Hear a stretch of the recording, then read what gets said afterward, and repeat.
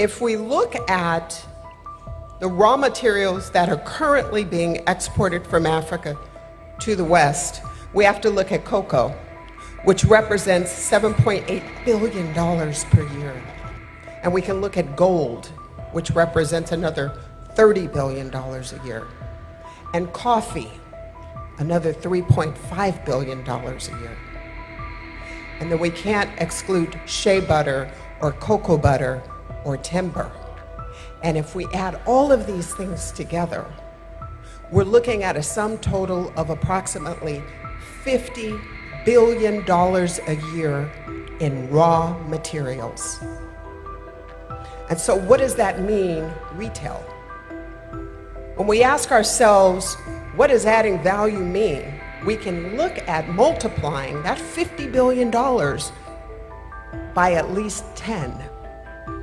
So if we can start to process and add value to these raw materials that are currently being exported to the West, we're looking at $500 billion worth of goods, retail value.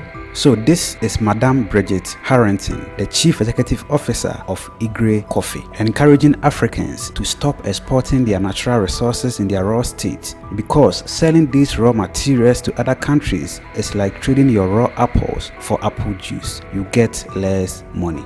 According to Madam Bridgette, these natural resources are the building blocks of many things we use daily, from smartphones to clothes, cars, and medicines. So countries that buy our natural resources use them to make finished products, which they sell them back to us at a much higher prices. It's like buying back your apple pie for 10 times more. So it is time for Africa to build its own factories and add values to its resources, which can create more jobs, earn more money, and become an economic powerhouse in the entire world, taking advantage of the African Continental Free Trade Area. So let's hear this and more from Madam Bridgette Harrington. But before we hear from her, please don't forget to like the video and also subscribe to the channel for more videos like this. Thank you very much for your liking. Now let's dive into it. The reason I'm standing in front of you is because Igire Coffee Company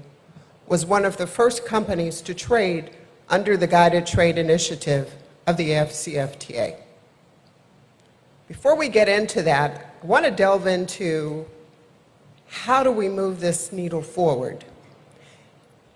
If we look at the raw materials that are currently being exported from Africa to the West, we have to look at cocoa, which represents $7.8 billion per year. And we can look at gold, which represents another $30 billion a year. And coffee, another $3.5 billion a year. And then we can't exclude shea butter or cocoa butter or timber. And if we add all of these things together, we're looking at a sum total of approximately $50 billion a year in raw materials. And so what does that mean retail?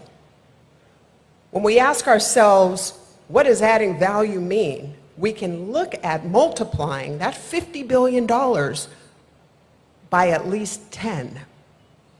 So if we can start to process and add value to these raw materials that are currently being exported to the West, we're looking at $500 billion worth of goods, retail value, that could be sold in and amongst ourselves.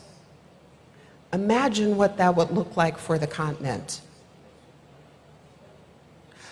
Imagine if these products were traded within Africa. As it stands right now, once these products are exported to the West and they're processed, value is added, packaged in a lot of cases, they're sent back here. And when they're sent back here at the retail value, and then we have to pay duty, taxes, the freight, and then whoever sells them has to make an income on them. And all of this money, none of it stays here. What comes to mind for me is how do we get small, medium-sized enterprises and micro enterprises to participate in AfCFTA? If we look at the continent as a whole, 92% of the businesses on the continent are micro-sized businesses, small businesses, and medium-sized businesses. That's 44 million companies. And those 44 million companies provide 60% of the jobs on the continent. So now enter the picture, AfCFTA. What exactly is involved? How do we get these businesses to participate? Well, the first thing that we have to take into consideration is that when you talk about micro enterprises, when you talk about small businesses, and sometimes medium-sized businesses, they don't have the wherewithal or the capacity to be able to ship a container load of anything to anyone. My business falls inside of the realm of that. So when we look at how do we get the small trader to start trading, we have to take into consideration, we have to go together.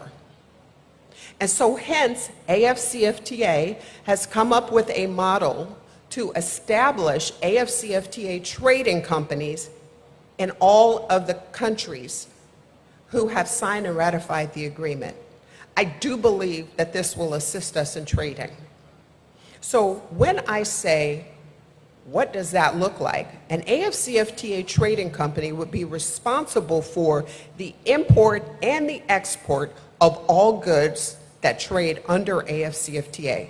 What that does is it allows small, micro-sized businesses to come together to consolidate the shipments, to ship to one point in a country, and then to have those products advertised within those countries to the consumer base so that we can now start to replace some of the products that are on the shelves of the supermarkets and in the mom and pop stores.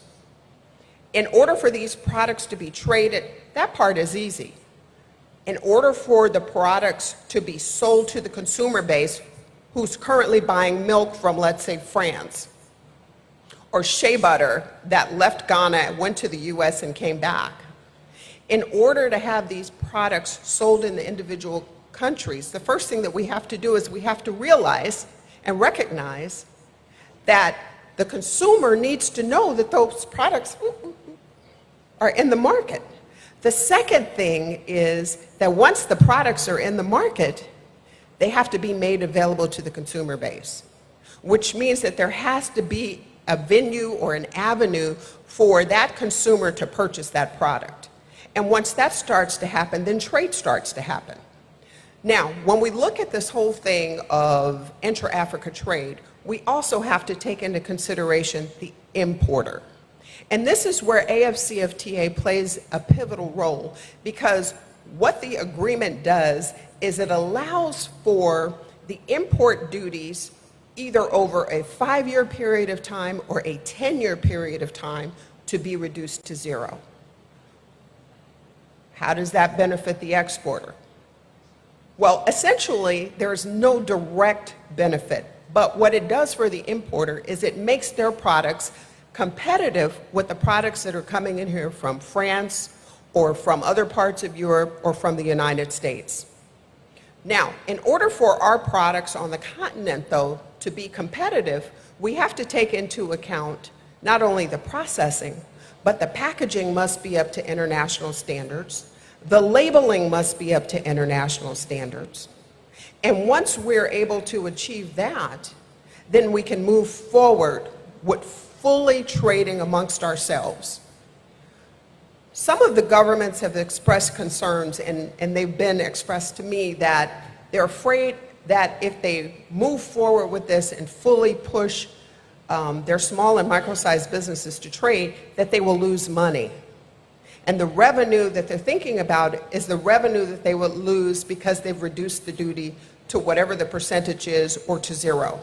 And I'd like to just pivot off of this and say that, number one, I think it was April of last year, the adjustment fund, the AfCFTA adjustment fund, was established in Rwanda under a group called the Fund for Export Development, which is FETA.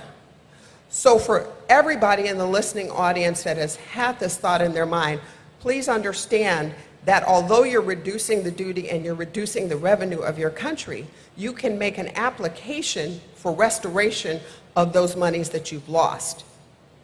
But the idea is for us to start trading, as small as it is, for all of the micro enterprises and the small businesses. If we can, number one, in my case, sell coffee. In another case, we imported cocoa, I think it was powdered cocoa from Ghana. Even if we look at shea butter and some of the other products that are grown here, or some of the products that I mentioned, imagine what that will look like in 5 years, and in 10 years, and in 20 years. So I want to leave you by saying that please don't be afraid. Take the first step. It's not as difficult as you think it is. Thank you. So, what are your thoughts on this? Let us know it in the comment section below. And thank you very much for watching this episode. My name always remains Sheriff Haruna. Have a joyful life and see you in our next video. Mackerel.